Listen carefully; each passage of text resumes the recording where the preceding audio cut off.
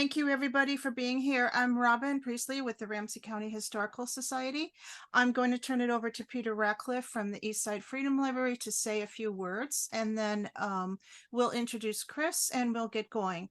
One thing while we get going, please make sure to turn off your videos and microphones during the program, and we'll see if we can turn those on at the end. So again, thank you, Peter. Great. Thank you, Robin. And thank you, everyone, for joining us. And Chris, for putting this presentation together and sharing your work with us. I just want to mention a couple of things coming up on the calendar of the Eastside Freedom Library. On the 28th of September, we will be hosting a conversation with George Lakey and Minister Janae Bates on how to build solidarity around race and class. George is on a national book tour, and we're very excited to be having him at the library. And again, that will be hybrid. Also hybrid will be an event on October 5 with two of my favorite scholars or scholar activists, Robin Kelley from UCLA, and Rod Ferguson from Yale. Both of them have the honor of having had books banned in the state of Florida, and they're going to talk about their work and the challenges posed by book banning and what we can all do about that. And again, that will be on October 5, and it will be both in person and remote. And then on October 19th, we will return to History Revealed, and we will be hearing from Professor Kate Bjork from the History Department at Hamline, who will be presenting her just published book, Prairie Imperialists. And that is what the United States military and government learned from their repression of indigenous people in the Midwest, and how that informed the behavior of the US military in the Philippines and other places, hence the title Prairie Imperialists. And again, that will be October 19. So please visit the Eastside Freedom Library's website, go to our events header so that you can register if you're interested in coming either in person or getting the Zoom link to watch remotely. And again, thank you all, and thank you, Robin, for your partnership. And also, we want to thank the Roseville Public Library for their partnership in these History Revealed programs. Robin, back to you. Thanks, Peter. And I want to second the thank you to the Eastside Freedom Library and the Roseville Public Library as well. We've been doing these for a number of years now, and their support and partnership is invaluable for these programs. And I'll introduce Chris in just a second. I want to thank everybody who is a supporter or member of the Ramsey County Historical Society or the Eastside Freedom Library. Your support is invaluable. And please check out our website as well for upcoming programs. We have a couple of History Revealed programs this weekend, which in some ways are a continuation of what we're going to be talking about with Chris tonight. This is in partnership with the St. Paul Public Library. We're presenting a Family History Day with our curator, Molly Spillman, and some of the library's staff. They're going to be talking about the resources that are available to you when you're looking into your family history. And then they're also going to be doing a workshop. It's a registration-only workshop to show you how you can digitize your family archives. So check out our website as well as the St. Paul Public Library website. I just want to remind everybody to keep your microphones and cameras turned off during the program. And the program is being recorded. It will be up on our RCHS and the Eastside Freedom Library YouTube channels in a few days. We would like to acknowledge the sacred Dakota land. Minnesota Mekoche, the land where the waters are so clear they reflect the clouds, is the ancestral and contemporary homeland of the Dakota people. It is also home to the Anishinaabe and other indigenous peoples. RCHS acknowledges that its sites are located on and benefit from these sacred indigenous lands. RCHS is committed to preserving our past, informing our present, and inspiring our future. Part of doing so is acknowledging the painful history and current challenges facing the Dakota people as we celebrate the contributions of the Dakota and other Indigenous peoples. You can find our full land acknowledgement statement on our website. Again, it's www.rchs.com, and that includes actionable ways in which RCHS pledges to honor the Dakota and other Indigenous peoples of Minnesota, Makoche. So again, I'd like to thank Chris Rico for this presentation tonight. I've been really looking forward to it. Those of us who work with collections or work with people who work with collections, this is a really important topic. Chris is a public historian, archaeologist, and conservator with Nino Cultural Consultants here in St. Paul. He has a robust and diverse field of experience in heritage studies spanning over the last 6 years. Chris obtained his master's degree at the University of Minnesota in heritage studies and public history, and he's been working in various community development positions since then.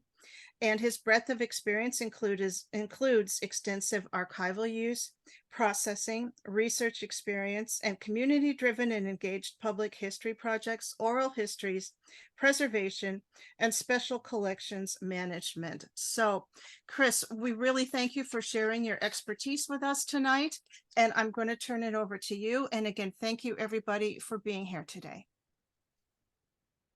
Great. Thank you so much, Peter and Robin. I'm going to get my screen shared here. Okay, and I believe everybody should be able to see. If you can't, just call out. Again, I want to thank Robin and Peter and from the Eastside Freedom Library for inviting me to give a presentation tonight. As soon as I learned that I would be partnering, or we would be partnering with, or being sponsored by the Eastside Freedom Library, I kind of immediately decided what would be a good topic to kind of discuss my knowledge on and my kind of experience with. So I'm really excited. I think that this is a great opportunity to highlight some of the things that are going on in our local community in St. Paul, Minneapolis, pertaining to community archiving, community collections, and preservation. And lastly, I just want to especially thank Robin, who worked really hard to get me scheduled on this talk. It definitely wouldn't have been possible without her persistence, so I really appreciate that from Robin. You may notice that I kind of have a little amendment to the title of this presentation. I originally sent the title to Robin as you see it in the advertising for the program tonight. You can see here that I've added the M in parentheses to the end of it, preservation for whom. I was talking to some friends about how I would be putting on this presentation, and they asked me what the title was, and I said, you know, kind of connecting to collections preservation for who, and they said, you mean whom, right? And I kind of stopped for a second, and I was like, oh, I spelled that wrong, or, you know, I used the wrong who or whom. Definitely not the first time I've done something like that, but I decided to kind of just keep it that way. And I thought it would be kind of a good opportunity to demonstrate kind of what I feel like personally is kind of a spirit of community archiving or community preservation. No single person has all of the knowledge or has the know-how or the expertise to handle or take care of every little thing in a collection, or every little thing that goes into a community archive or what have you. It's a group effort. So I just wanted to kind of illustrate, or you take that opportunity to kind of illustrate that point. So a little bit about me. I kind of wear a lot of different hats in the heritage management field. As you heard from Robin, I do collections management, I do preservation, I'm an archaeologist. So a kind of a lot of different things. That all began with an internship at the Minnesota Historical Society in the Book and Paper Conservation Lab, which is just something that at the time I was a sophomore in college, it just kind of caught my eye out of the other options for interning at MNHS. If there's any college age people in here, or high school, or people who are in college right now looking for internship opportunities, the Minnesota Historical Society has some great opportunities, as well as I'm sure Ramsey County and I know East Side Freedom Library. Those are always good opportunities to take advantage of if you're in schooling. Anyway, that my experience kind of began serendipitously through that. It just caught my eye, and it was, you could apply for 3 positions, and that was just the one I happened to get an interview for and get accepted for, and that kind of opened up the door to heritage management to me, really. I really enjoyed working with Syra Hakai and Jenna Blum, the conservators at the time at the Minnesota Historical Society. And I learned a lot from them. And I really developed a love for working with history and historical objects or objects of the past. Through that experience, I was turned on to archaeology as a way to keep working with artifacts by hand. Being a conservator it's sort of hard to, I hesitate to call myself a conservator, but I also hesitate to not call myself a conservator. Experience levels kind of differ a lot. I haven't I've received for the last 6 years hands-on apprenticeship style training in book and paper conservation. But my skill set is that of an apprentice, sort of. I will not do advanced treatments involving chemicals and things like that to the projects that I work on. That is outside of my realm of expertise, and ethically, I cannot do work like that, or talk about work like that, because I don't know how to do it. Anyway, after the Historical Society, I was turned on to, I was attending the University of Minnesota, and through that experience at the Historical Society, I was able to get connected to the preservation department at Wilson Library at the University of Minnesota. Through that is really where I had a year at the Historical Society, and then 5 years at the University of Minnesota Collections Department. And there is where I really learned a lot about archival collections, 3D object collections, and just what goes on kind of behind the scenes in preservation. I've worked through that experience. I've worked in several repositories through the UMN, the Ames Southeast Asian Library, the Botanical Library, Anderson Library, which is just kind of another name for the university archives. Within that, specifically the Treader Collection, which is an LGBTQ plus themed collection at the university, and the university archives. I've also worked quite extensively in the Wangenstein Biomedical Library. That is more of a 3D object experience. And then the rest of my experience really has to do with, like I said, book and paper conservation. So sort of collections management in terms of organizing, auditing, and all those things, all those fun things that come with managing a collection, as well as the other half being working to physically preserve those collections. Also, I have an extensive interest and experience in archival research or collections research, specifically focusing on the University of Minnesota's wild rice or Monoman research. I basically went into the university archives and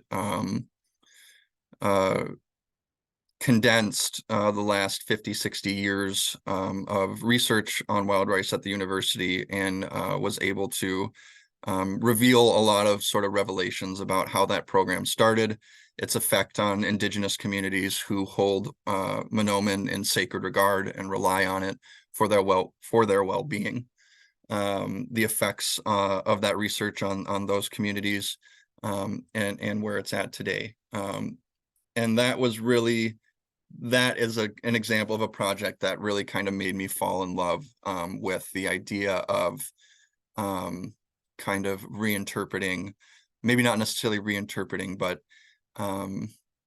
looking at archives from a different angle than one might traditionally think about.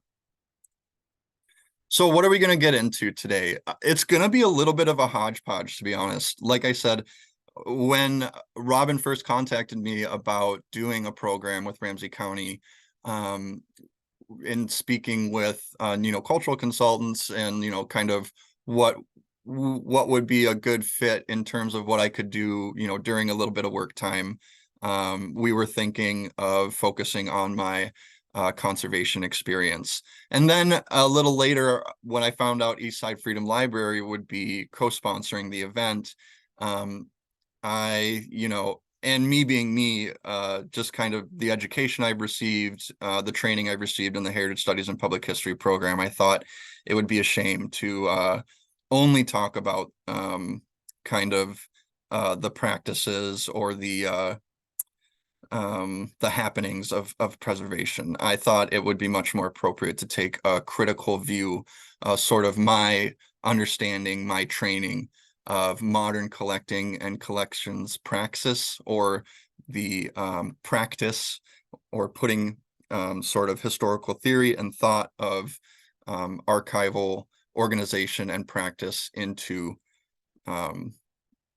practice. So that'll kind of cover the first part of tonight, looking at a critical view of modern collecting and collections.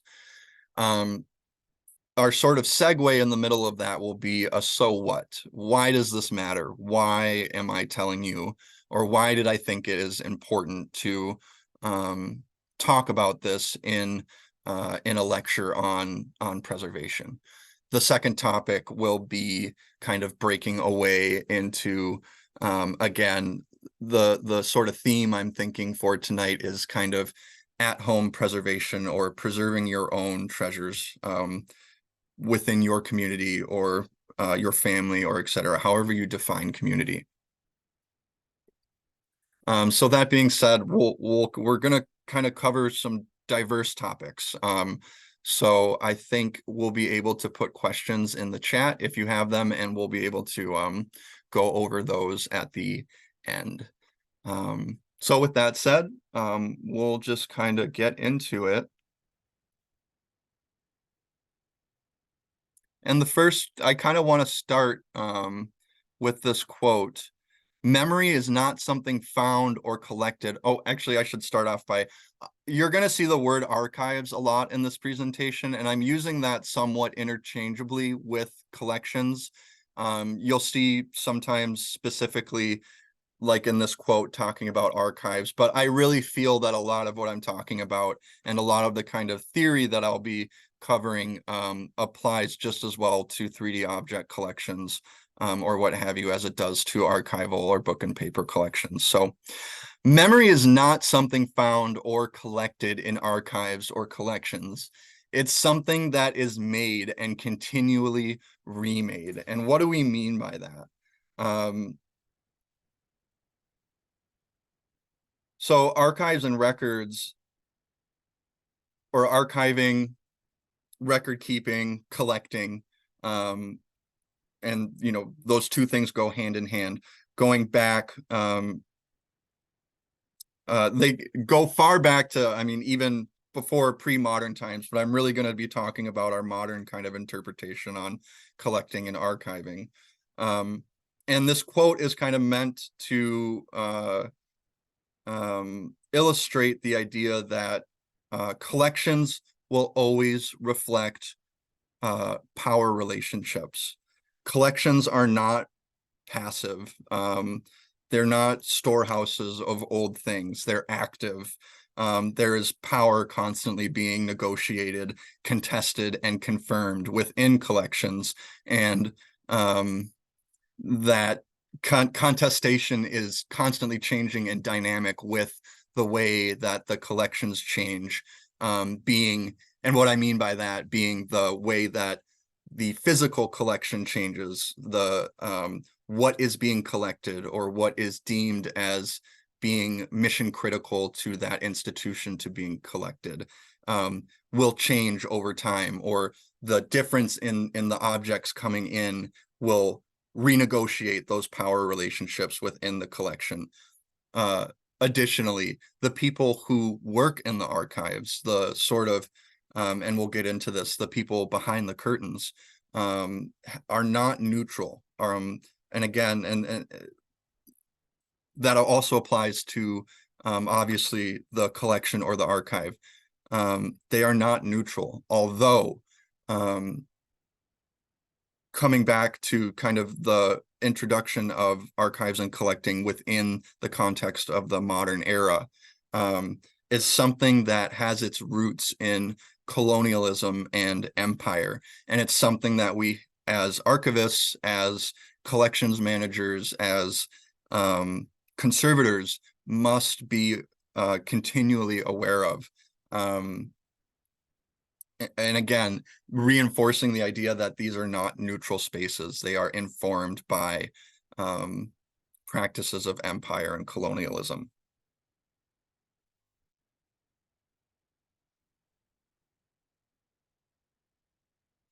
So I kind of have this, a lot of what we'll be going over is some theory and things like that that I learned during my time in my master's program at the University of Minnesota, and I will have a resource to share with everyone at the end where you can kind of look at these same readings that I looked at to put together this presentation. The invisible collection is this kind of idea, or the invisible archive is kind of this metaphor, if you will, of illustrating the kind of mystery of collections. And this is an idea that really resonated with me when I first started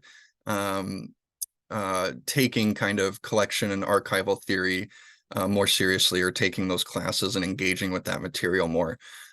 Because it is, and I'm sure so many of you can empathize with this, such a nebulous thing to think about, a collection or an archive, from who the archive is about or who is represented in the archive, to, again, who is taking care of the archive, who is making decisions about what is collectible or archivable and what isn't, what is valuable and what isn't. These are all ideas that kind of go into this notion of the invisible collection. And again, going back to the formative years of the profession of archiving or collecting or managing collections, there was an expected objective. There was the idea of the neutral archive as the basis for objective, scientific, fact-based history being written. And I think that this is very much still true today. This being influenced by hierarchies of colonialism or Western ideas. And what I mean by Western, European, North American, primarily, ideas of the need to organize things, to create hierarchies in order to, in the Western purview, better understand the world around them, or and that often we hear an argument, or you may hear the other side of that is indigenous epistemology or indigenous ways of knowing, not necessarily not necessarily being radically different from science or Western ideas of science, but rather, I guess the best way that I can think to put it is just coming at it from a different angle. Just because maybe there's not such an emphasis on in a different way of knowing, a non-Western way of knowing, maybe there's not such an emphasis on organization and hierarchy. Maybe the emphasis is on the content of the archive itself. And we'll get into what I mean by that a little bit in the next few slides. The idea again of this invisible collection in modern collecting, this idea, another kind of phrase that really resonated with me in my studies by Judith Butler is this idea of social magic. And this really is an idea that applies to, again, the kind of idea of collecting, the idea of a collection or an archive. The social magic applying to that, again, what I was kind of talking about with the invisible collection, the nebulous nature of a collection and what goes into it, and especially who takes care of it. Judith Butler kind of posits this, that archivists and collections managers perform or put on a performance that becomes, and this performance being going back to these hierarchies of colonialism, the performance being the organization, the organization and just kind of imposing that archival training, that strict Western neutral, the idea of the neutral archive, of the archive being used for strictly for information, scientific purposes, humanistic or humanities purposes, the advancement of this, that, and the other thing. These all what goes into kind of maintaining an archive or a collection, building descriptions, appraising a collection, etc., are all part of this social magic that becomes, again, embedded in this process of collecting and collections. So it begins to work both ways in that the archivist believes or takes on this kind of persona or this role as the arbiter of information, and on the other side of the coin, the public willingly kind of or happily goes along with that that idea, and also sees it as a sort of magic, if you will. And again, speaking for myself, that's something that really resonated with me, because I've always looked at, before I myself became a collections manager or someone who worked behind the curtain, I always saw it as a very exotic, hard to understand, monolithic, big thing. So what's behind the curtain? Kind of coming into, again, modern understandings or imperialistic understandings of archiving and collecting. Records and collections are, again, due to this kind of this social magic and this tradition, if you will, being baked into the process of maintaining archives and collections. To this day, many still kind of have almost like an addiction or a bad habit. And maybe that's not the right way to put it either, but for lack of a better term, still sticking to these ideals of order and truths about these collections, revealing about their creators or their communities and things like that. The act of ordering them, the idea is that the act of ordering them is what is producing these truths or revealing these truths, not the content itself. Again, something we'll focus on in a little bit. So, and this is a good opportunity.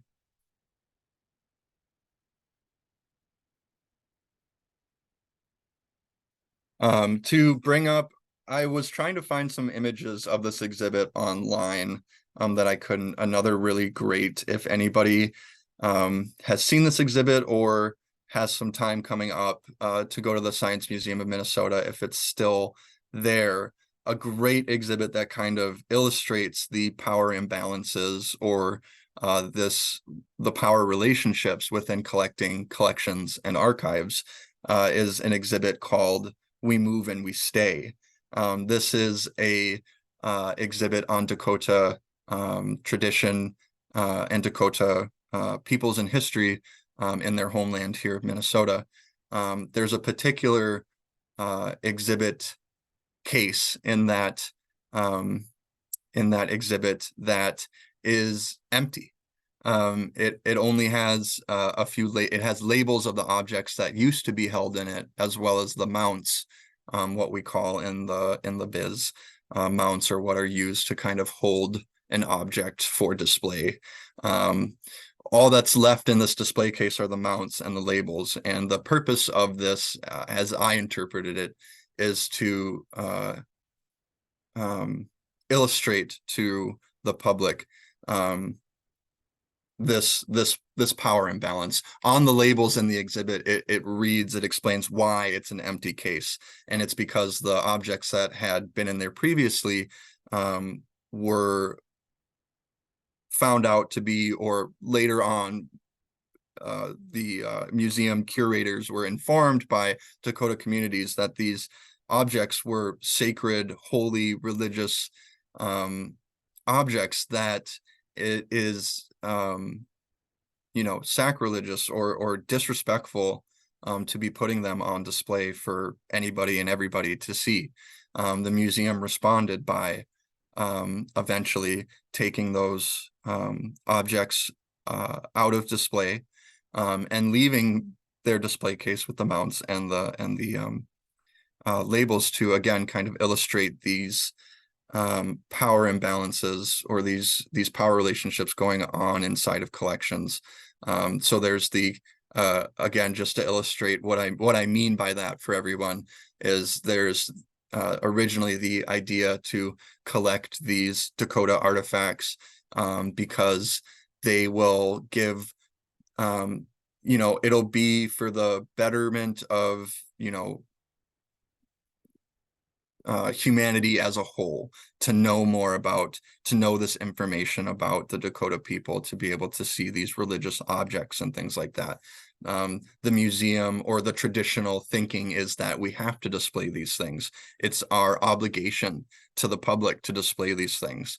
And getting into postmodern kind of archival and collecting theory, that is what that exhibit is displaying, is that postmodern kind of interpretation of, the story, or the important part of these objects or these artifacts. It's not the objects themselves, it's what the objects can it's the substance of the objects. And for me, the museum is kind of molding that substance, or reinterpreting the substance of those objects to display, kind of, like I said, this new thinking in collecting, and really visualize this dichotomy between this colonial imperialistic ideas of archiving and collecting, and juxtapose it with this empty display case meant to represent a more modern, postmodern interpretation of archiving and collecting.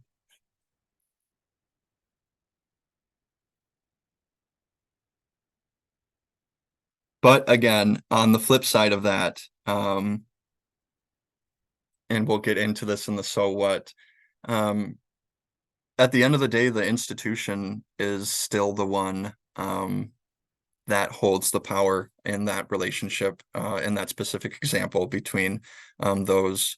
The Science Museum is still the legal owner of those artifacts, of those objects. Broadly speaking, I can't say if those exact artifacts were repatriated or if they still exist within the collection and just aren't displayed. But that again goes into this kind of colonial empire understanding of archiving and collecting, and that it's a duty to protect it. There's an idea of, we're the only one who can preserve this the way it should be preserved or has to be preserved for information for the public. Whereas an indigenous perspective might be that this was never meant to be preserved at all. Maybe this was a funerary object that was meant to forever remain in the earth. So these kind of, again, just to illustrate these kind of two sort of dichotomies or opposing sides, and that's kind of where I feel like we're at right now. We're kind of in the profession, we're navigating between this old way of doing things, or this old understanding of doing things, and trying to recognize how that has been baked into the way that we practice things today. And then on the other side, interrogating that and working with communities to come up with better approaches to preserving history. It doesn't have to necessarily be collected, or it doesn't have to be a 3D object or what have you. The meaning is the meaning. The object itself is meaningless without the context given to it by its culture or community.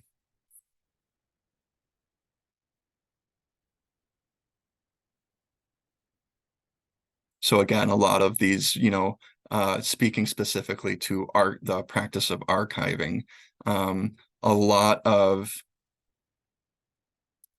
information on indigenous peoples and things like that were recorded as a part of, or kind of as a function of governance, of government. Or for instance, behind me, these books are the collection of the Bureau of Ethnography, which was a congressionally mandated kind of bureau in the 1800s and early 1900s that went around the country, mainly collecting indigenous histories and information about indigenous peoples, because at the time the belief was these people are not gonna, these cultures are not gonna exist in 100 years because we're working to assimilate them and et cetera, et cetera. So we need to collect all of this information from them before they're gone and it's lost forever. Again, that is kind of how a lot of this information and these objects have come to be in the ownership of places like historical societies and archiving and collecting institutions. This kind of government mandated collecting, going back again to the ideas of empire and colonialism. So preservation for whom or who? Why does it matter? Why am I spending so much time here kind of breaking down some of what I really think are some really complex debates going on kind of behind the scenes of museums and collecting? What's the kind of point of illustrating all of this? And again, it's going into just using, I've done a lot of work in my profession with indigenous communities, specifically Ojibwe communities in Minnesota and wild rice. And so that's where a lot of the base of my knowledge comes from, and why I keep kind of referencing these examples. But again, these are some quotes pulled for some readings that I'll share with you at the end, but just to illustrate this kind of these competing interests that really frankly are raging behind the scenes of collections and collecting institutions. So many indigenous people or people of different cultures, even in general, view archival records, or people from, for instance, old places of colonialism. This applies to them as well as indigenous records or record keeping. View archival records containing information about themselves, family, or community as being indigenous records. These, due to the history associated with colonialism and empire and the genocide associated with that. Today, indigenous communities are extremely, rightfully so, protective of their culture and things relating to their past because of the systematic destruction of it. So these objects, this information being held in archives, again, creates a very serious point of contention between, or a very dynamic power imbalance between the collecting institutions and the communities that they are collecting from, or how collecting institutions might put it, collecting for instead of from, collecting for. Again, this idea of the museum being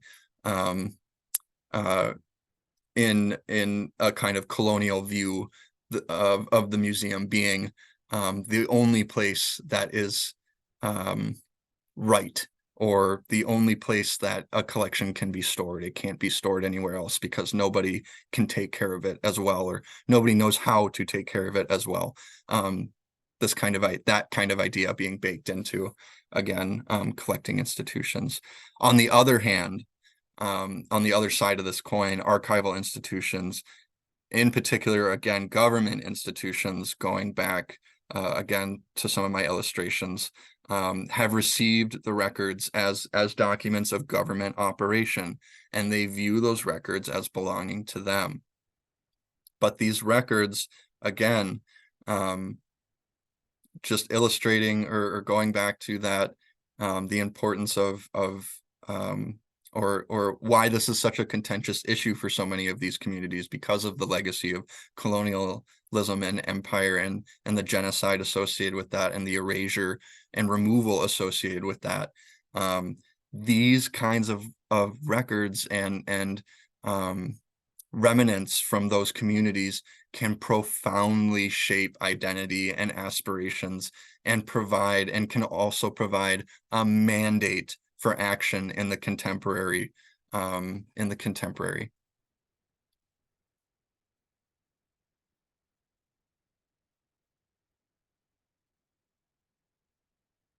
And again, going back to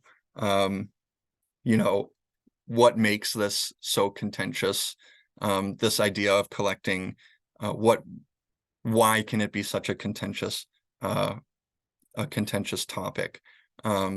Again, going to the law, to the indigenous people, the loss of ancestral land and historical knowledge, the history of delegitimization, loss of cultural heritage and cultural expressions, all purposefully and systematically wiped out by colonial powers, Western powers, the remnants of which exist in collections and archives. And it is, I'm sure, given that explanation, you might be able to understand why there is such contention, or there can be such contention behind repatriation and ownership of those objects and that information.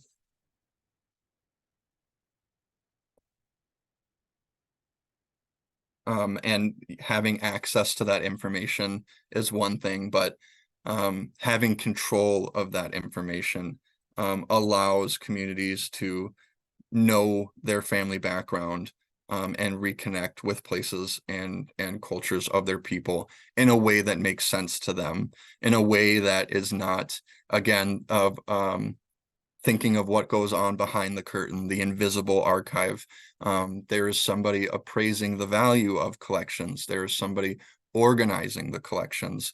And through those actions, they are imprinting their interpretations onto that collection, and they are thereby changing or have the potential to kind of change the interpretation or manipulate the interpretation of that collection, that item, that archive, etc. Again, just re-illustrating, this all has the power to profoundly shape a community's identity and aspirations, and can provide a mandate for action. And so this is kind of transitioning into, this is probably familiar to some of you, if you, and I know Peter for sure, Robin. This is an image from inside the East Side Freedom Library. Kind of transitioning now into a little bit more into our kind of postmodern archival thinking. This thinking requires the profession, or it requires collectors, collections, being institutional collections, institutional collectors, and etc. It requires these people, these professions, to accept that they cannot escape the sub-performance. Again, performance being this idea of social magic, this performance of the arbiter of information. They cannot escape the subjectivity of that performance by claiming the objectivity of systems and standards. So they can't, what that means is they can't claim, we can't claim that collections and archives as we understand them in a Western sense are neutral spaces. They are inherently affected by various, even the archivist's own personal experiences have an influence on how that archivist, or may have an influence on how that archivist chooses to arrange, appraise, or audit a collection or an item. And so again, getting into kind of advancing more into postmodern thinking on archives. And this is really, in my impression, thankfully, a very widespread understanding of archives and collecting today. The trickier part comes with following through or executing on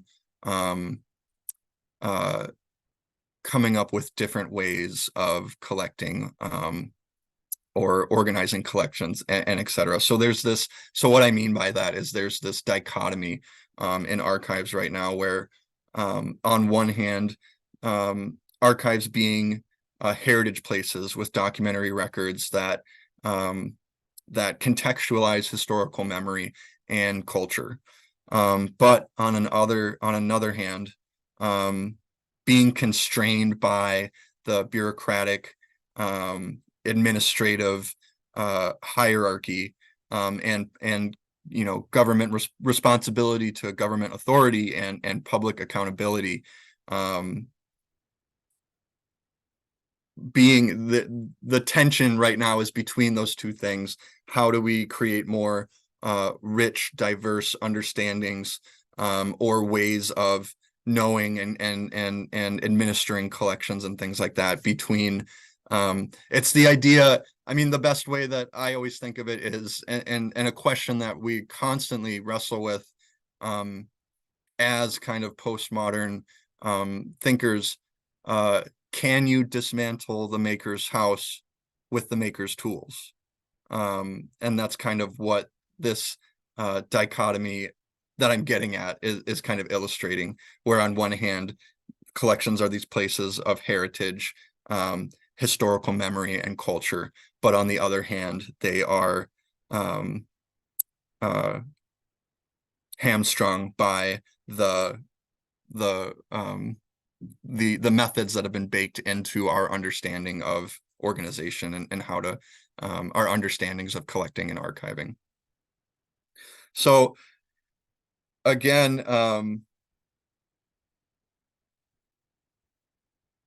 that's just to say, you know, where we're at today and why I'm highlighting specifically the Eastside Freedom Library, not just because they're a partnering sponsor on this talk, but because I think they're one of a handful of institutions or community institutions in the Twin Cities really leading the way on this idea of power recognized becoming power that can be questioned, power that can be made accountable, and open to transparent dialogue and enriched understanding. That's really what I'm trying to get at on this first half of the presentation, is being able to recognize the strings that are behind the scenes, being able to peer behind the curtain, being able to make the invisible collection visible, is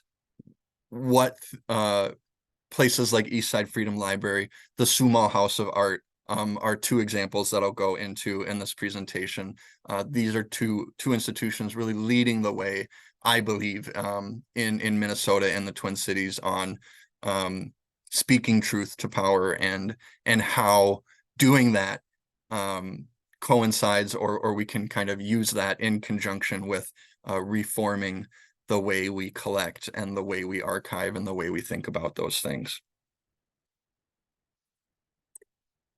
So a quote from the kind of About Us section on the Eastside Freedom Library, and I think, again, this is such a, I really like, it, you know, half of me says I'm kind of lazy for just going on the About Us part of Eastside Freedom Library and pasting it into here, but the other part of me is it just really contextualizes a lot of what I advocate in for my work in my profession, and what I was taught to advocate for and trained to do in my graduate program. So story is a major theme of the Eastside Freedom Library, and the telling and gathering of stories through formal interviews, workshops, small-scale public performances, etc., will allow residents and interested publics to learn more about the work and residential histories of the East Side. The latter half of that, that kind of About Us, I'd like to add some of my own interpretations of what story, or focusing on the content of the collection rather than the collection itself. Focusing on the story has the power to allow local residents and interested publics to not just learn more about the history of their community, but take an active role in disseminating and interpreting that history, and I hesitate to say it because it just sounds kind of cliche, but becoming that history and becoming the new or creating that new understanding, or that new practice of collecting, in opposition to what we traditionally know as, or through, colonialism and empire. So my own kind of knowledge of some of the Eastside Freedom Library's programming are things like, we were talking, Robin, Peter, and I were talking about the Dear Neighbor exhibit, or I think it was an exhibit, the Dear Neighbor project or program, which was done with Eastside Freedom Library, and just kind of looking at Mapping Prejudice, another project that a lot of you might be familiar with in the Twin Cities. Eastside Freedom Library focusing on things that matter to their community, or the community that they serve. And this is a question that or a discussion that is had in every museum and every institution multiple times a day, a week, a month, a year, is who is our audience? Who are we collecting for? Who is our community, and how are we serving them? For smaller organizations like Eastside, Freedom Library and more community centered institutions. I think personally, there's much more room to make a meaningful connection with the community that they are in, as opposed to a place like the Minnesota Historical Society, which is responsible for the entire state. It can be kind of subjective on how you look at community, who serves who, and etc. But these smaller institutions, I feel like, are the larger institutions like the Minnesota Historical Society could take lessons and et cetera from some of these smaller institutions. And as I say that, I realize it's not that simple, but we won't get too into the weeds on that right now. But basically being this idea that programming which matters to the resident community, which is impacting the resident community. And part of that is going out to that resident community and inviting them in for things like workshops and, public storytelling and sharing sessions and things like that. These different ways of collecting cultural information, narrative, etc., rather than through objects and hierarchy and the idea of the fruitfulness of information for information's sake. Another something, this is a kind of in progress exhibit right now. My fellow cohort member, Kamil Hader, is a co-director at the Sumal House of Art, which is a community art center in Minneapolis, in Minneapolis, centered on the Somali community in the area. They are currently working on a sort of fellowship, or they are paying 2 community members to do this transmigrating cassette tape project on their community. And I think this is this is a really great example, I think, of again, kind of an maybe alternative isn't the right way to put it, but a different way of approaching collecting and collections. The very act of so the kind of background of this exhibit is the Somali diaspora in the US really has not, they really haven't, they're kind of going through the same struggle right now as Indigenous communities and other disadvantaged communities. They don't have agency over their own history because of these power imbalances and things like that that I've been talking about present within collecting institutions. The particular women who are working on this project, transmigrating cassettes, themselves, during a presentation I went to last week, they are going to an archive in New York, and which has a lot of Ellis Island information on it. I'm not exactly, I can't quite recall the name of the archive, but they asked the curator, what's been done with this, with these histories, and it's a wide variety of photographs and diaries and things like that. Anything you'd expect in a collection or an archive from a community.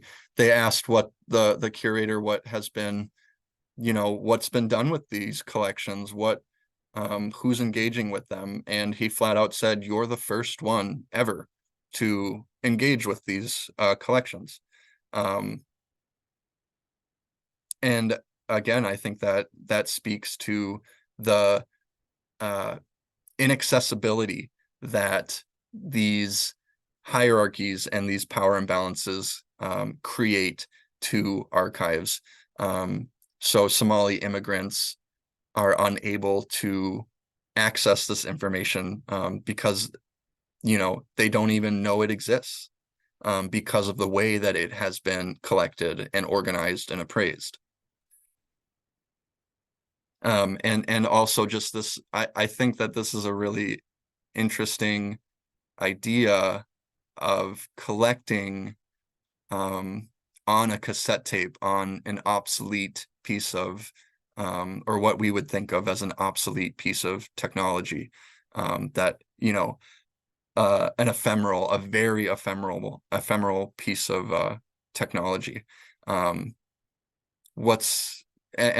that's kind of the point of the exhibit. Anyway, I'm getting a little in the weeds.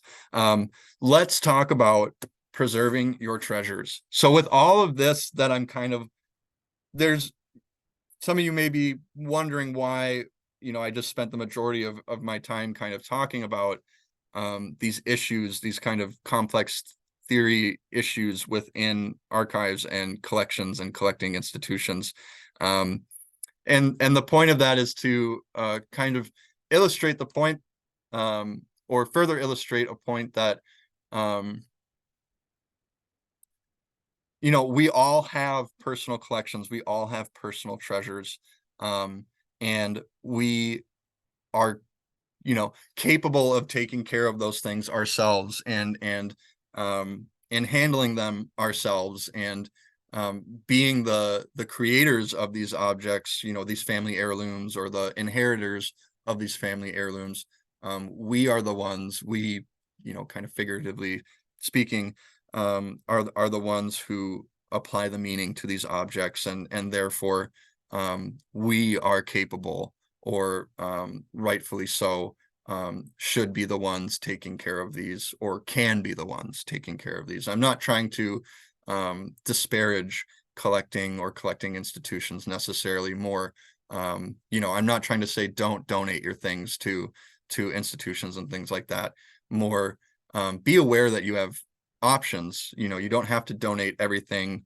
You don't have to donate anything at all. But if you want to donate, you know, personal, cultural, family things, there are other places besides the Historical Society, or there are other options where, instead of kind of going into the abyss or the setting sun, your kind of treasures can be much more actively applied or used.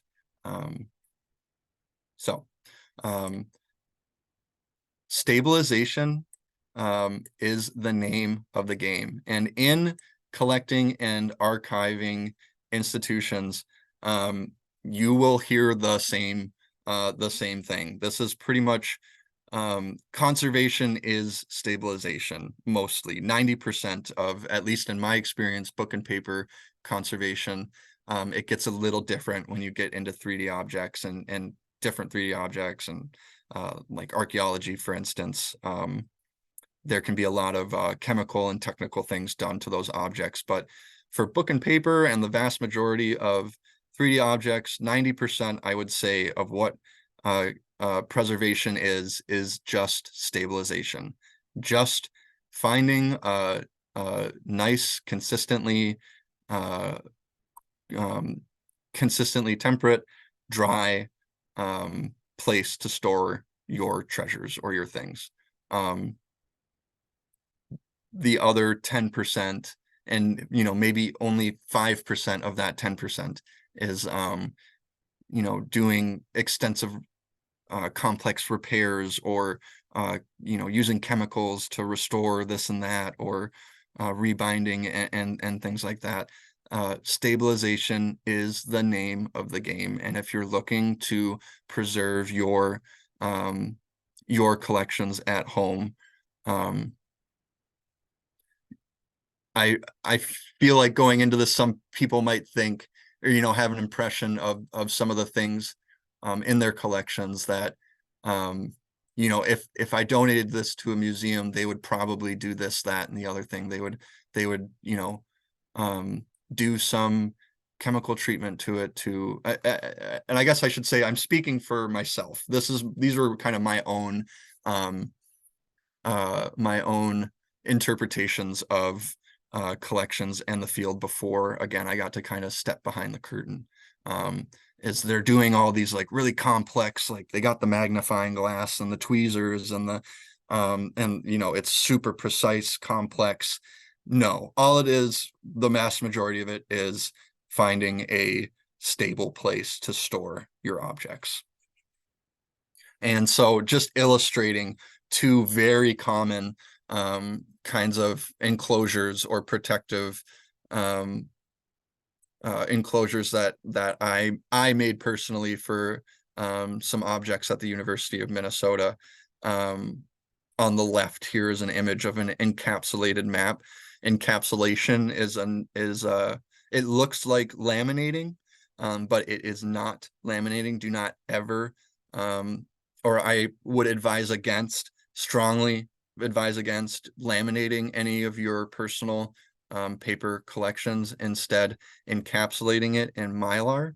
Laminating essentially melts plastic or melts the material to what it is encasing or binding. It's an irreversible process. Once you laminate something, you cannot delaminate it and have it be the same as it was before. With encapsulating, it is just sandwiching your paper object between two pieces of Mylar. In museums and institutions, usually they are sealed shut by believe it or not, a sonic or like a sonic encapsulator. So they use sound to essentially weld the Mylar together. What I do myself and what a lot of other folks do will use double-sided tape instead, because you know we don't have access to the tens of thousands of dollars that it takes to get a sonic encapsulator.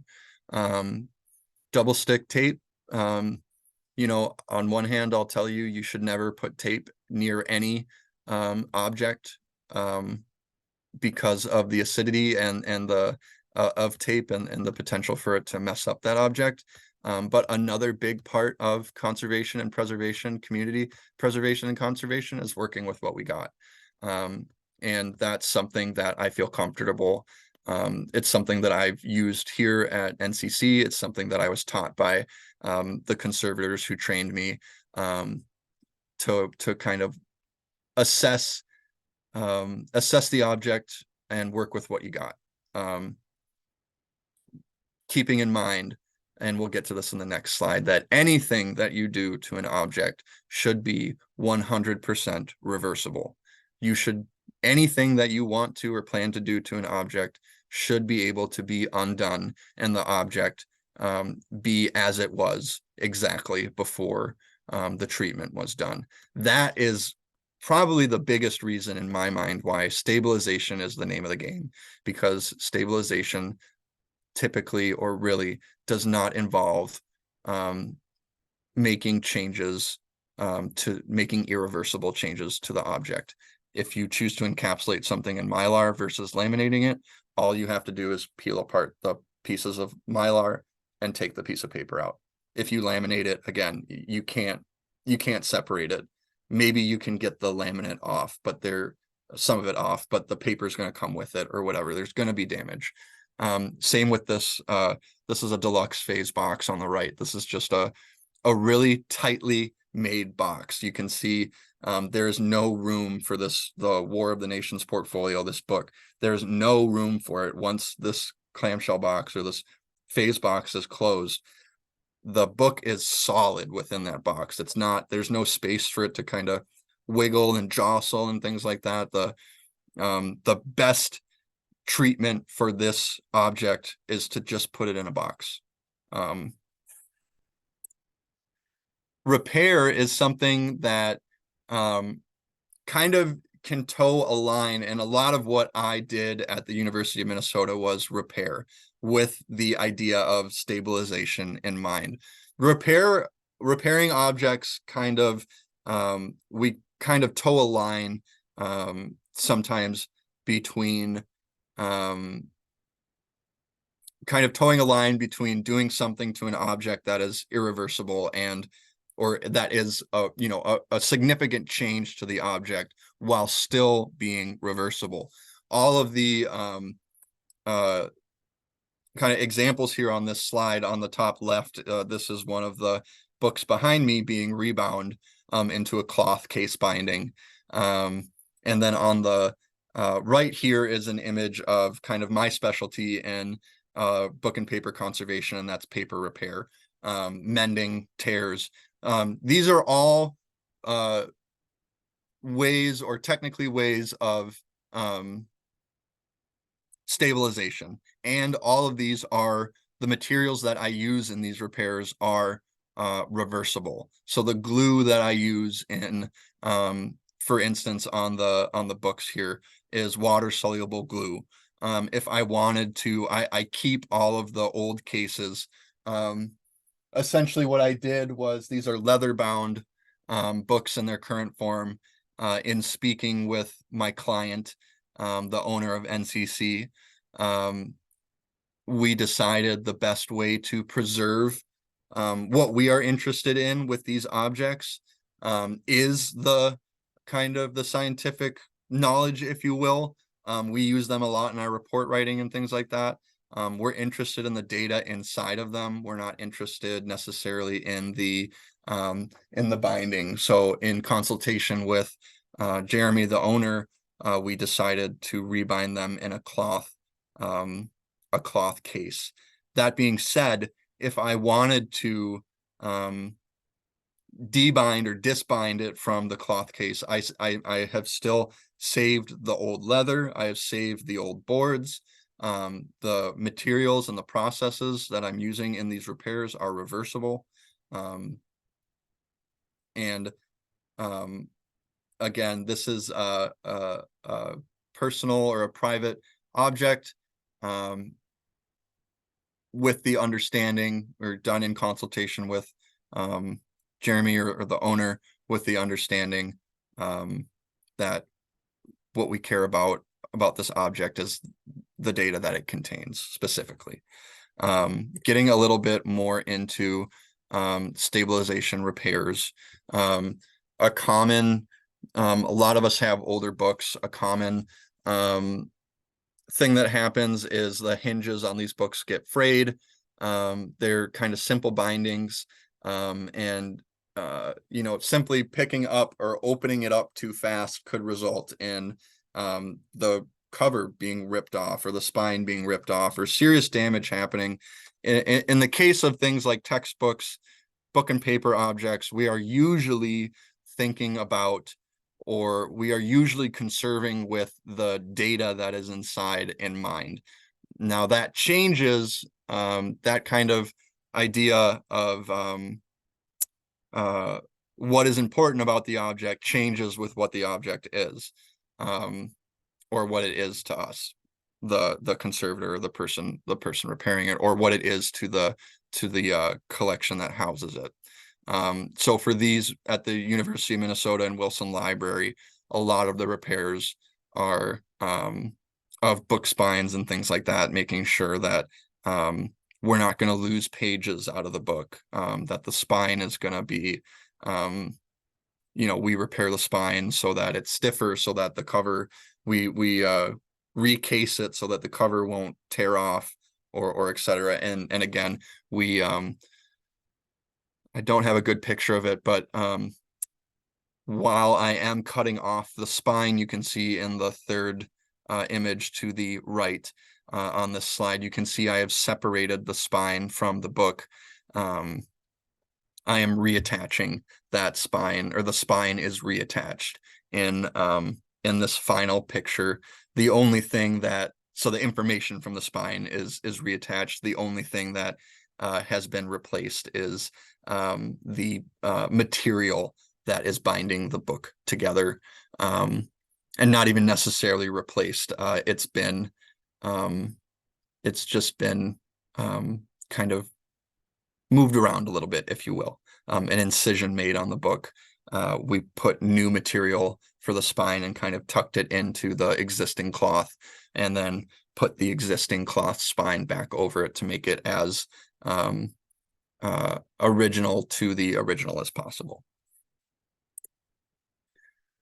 So this is something that I want to and that I've been kind of hinting at, talking a little bit about throughout this talk, and this is kind of what I mean by I hesitate to call, sometimes I hesitate to call myself a professional conservator, but at the same time, I feel comfortable calling myself a professional conservator because of the this kind of these what I'll be outlining in this kind of by or illustrating by bringing up this code of ethics. So a conservation professional, and I guess I'm putting this slide up with the hope that you'll think of yourself maybe as a conservator of your own, a professional conservator of your own collections and etc. And keeping in mind that we don't want to do irreversible things or irreversible damage or what have you to our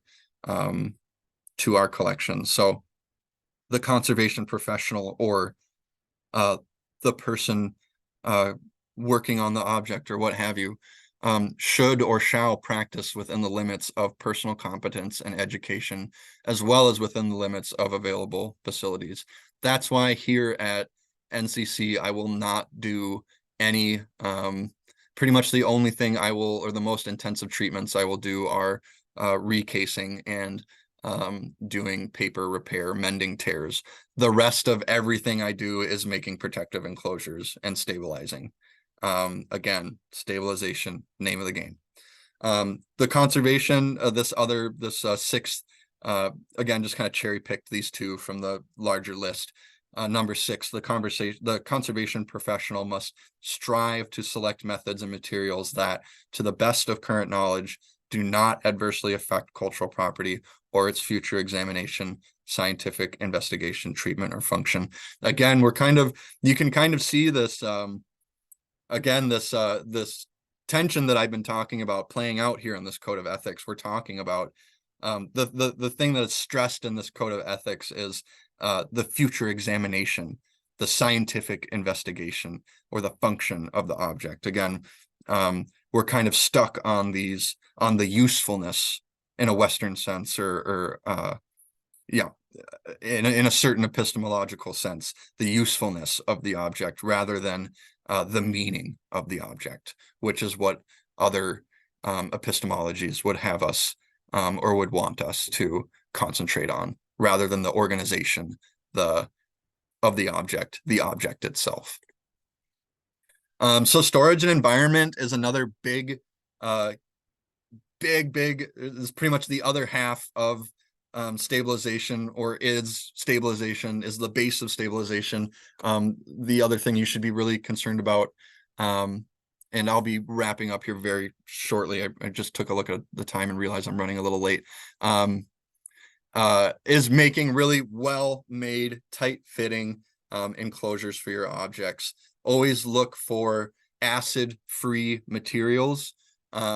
Those will usually, when you're looking for materials to enclose your items in or etc., it will say if it is acid-free. If it doesn't specifically say it's acid-free, don't assume it probably will have an acidic effect on the object that you place in it. Again, if it does not specifically say acid-free, an enclosure that you use may have an acidic effect on the object that you're putting in it after a prolonged amount of time. And again, environment, depending on the object, obviously temperature might change a little bit, but typically you want to keep it at a consistent temperature, room temperature. You don't want to store things in the attic. You don't want to store things in the basement where humidity is constantly fluctuating, temperature is fluctuating with the season. You want to find a dark place, maybe on the first level of your house, where it's not going to fluctuate in temperature and climate and humidity a whole lot, out of sunlight. Sunlight and climate are going to be the two of the most adverse effects to your objects. So Yeah, and just some examples of some enclosures that again that I've made during my time at the university and during my time at NCC.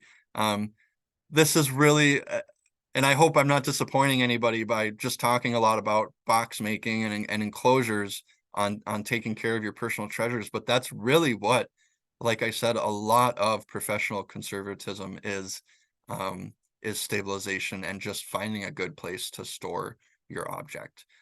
You can see here, this is an archival box, and then I just made myself some little cardboard cutouts in here to kind of be able to separate or organize or keep, maybe another thing is again, all paper, unless it specifically says it is acid free, is acidic and will break itself down after given long enough and the right environmental conditions.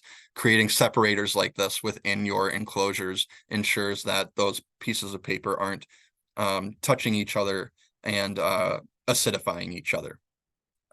Again, leather objects in this middle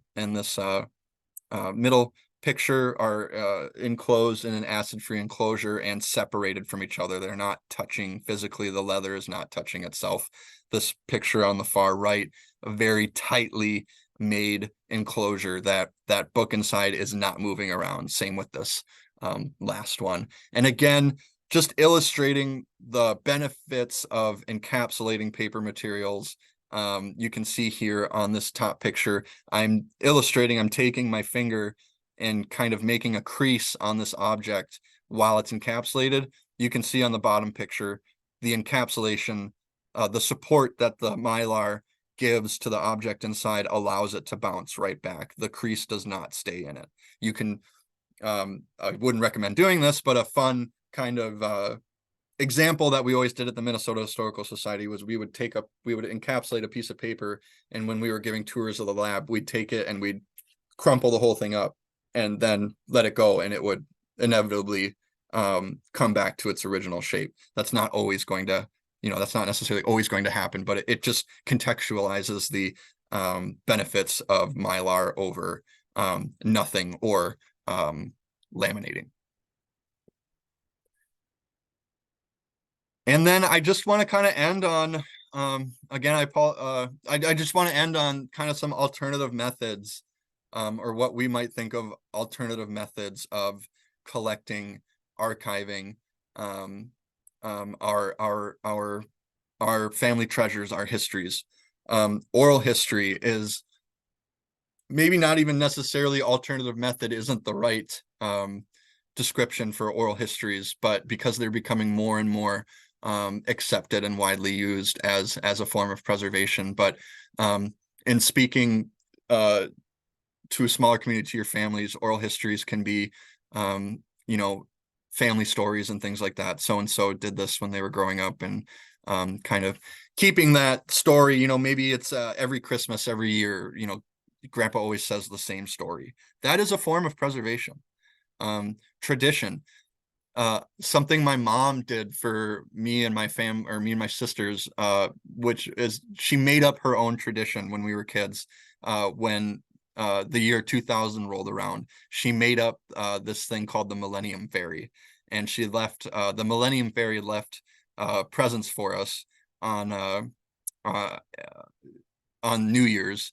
And my mom later in my life said she did that so we would always remember the year 2000, because we were, I think I was like 5 years old in 2000. So if my mom hadn't made that up, I would not have ever, and I have a very specific, vivid image of this time in my life, thanks to that tradition that my mom kind of made up. Memory. What do I mean by memory? Again, kind of reminiscing, storytelling with your family. That is a form of preservation. A lot of the things I'm sure that the East Side Freedom Library does, and other places, workshops and things like that. Storytelling and story sharing sessions are also effective and valid ways of collecting and preserving your family treasures. And I just encourage you to think creatively about preservation. What else? What else might constitute an effective preservation tool? And with that, I'm pretty much wrapped up. I apologize that I kind of started whipping through things at the end as I realized I was running out of time.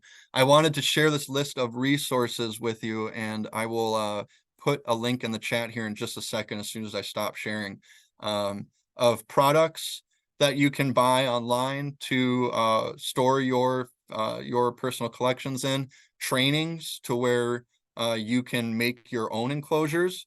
I use a lot of these trainings myself to teach myself how to make new enclosures or do new bindings and things like that.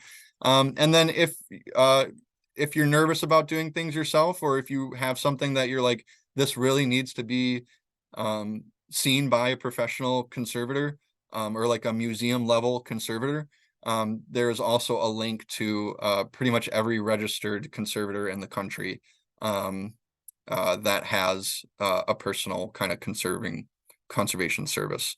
It's a directory for those people. So I'm going to stop the share, and then I'm going to grab that link real quick and share it in the chat, just so y'all have it.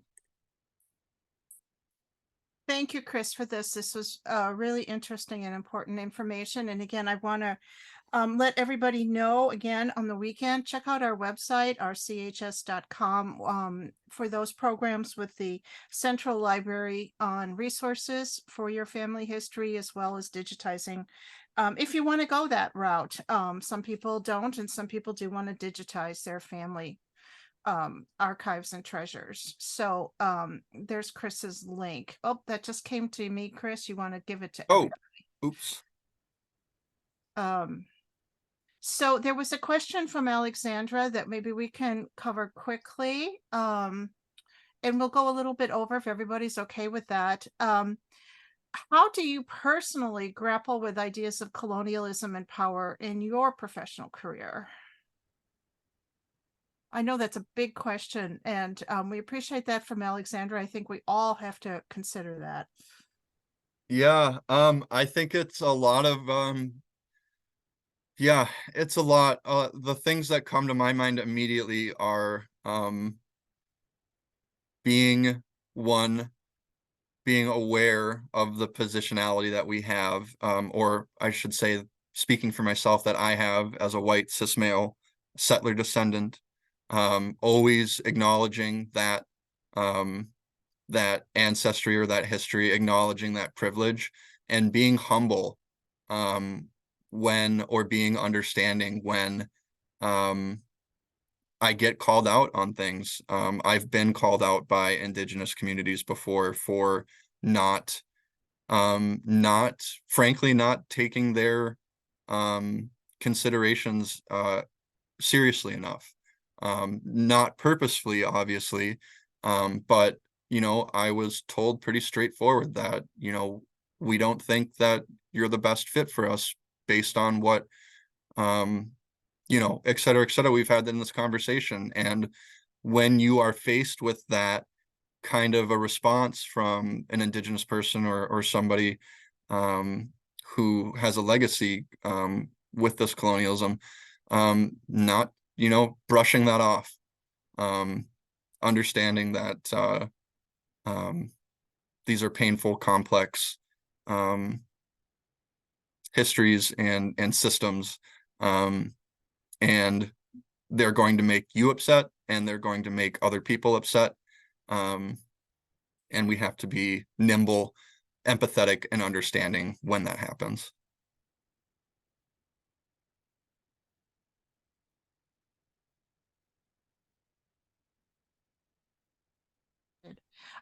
Thanks, Chris. Are there any other questions or comments that people have you can put in the chat? If not, what we can do is I want to thank Chris and the East Side. Oh, there's one more. I want to thank Chris and the East Side Freedom Library. And what I'll do is, Peter, if you want to say a few last words, then I'll turn off the recording and we can turn people's microphones back on and we can share a little bit before we get too late in the evening. We want to be conscious of Chris's time as well as your time. I just want to thank Chris, and I didn't know he was going to show images of the East Side Freedom Library and talk about us. And I feel we were well represented by how he incorporated us into his presentation. So thank you for that, Chris. And I want to invite everyone to not only attend our programs online, but come visit the East Side Freedom Library. We are currently in a project, maybe Chris, you would be interested, could offer some advice. We are trying to catalog and organize thousands of union buttons and protest buttons that we don't know, as the Antiques Roadshow people would say, we don't know the provenance of all of it. Mm. It just came in bags as if someone left them on our front stoop. And we have a couple of wonderful MLIS library grad students from St. Kate's who are working with them. And it's a joy to see these objects now coming out, and now we have to figure out how to talk to them and have them talk to our visitors. So that's an exciting new project that we're doing that I think would be right up your alley. Absolutely. So Robin, shall we ask people to turn on their videos I and wanted mics if they'd like? Yeah, thank you all again. Check out our website, as well as the East Side Freedom Library's website for upcoming programs. We will be having, in addition to the program that we mentioned, there will also be an Oakland Cemetery tour coming up in October with Denise Donald Wells. And so some of you may have ancestors that are there. So that will be a fun program. So again, thank you all for being here. We will see you at another program soon. Thank you, everyone. All right.